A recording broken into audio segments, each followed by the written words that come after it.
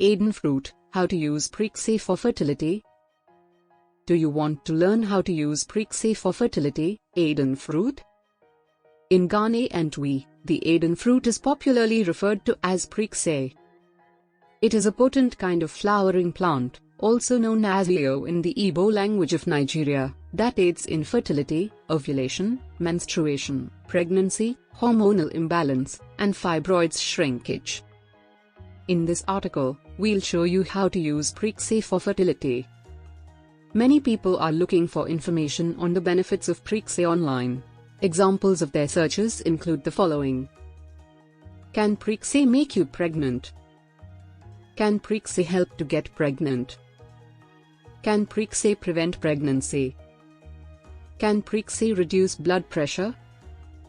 Can Prekese cure diabetes? Can Prekese cure ulcer? Can Prekese boost fertility?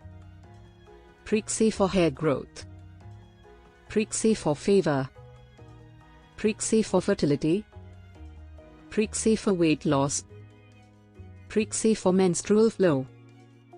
Prekese for infection. Prekese for high blood pressure. The Aidan fruit, Prekese, does all of the aforementioned things and even more.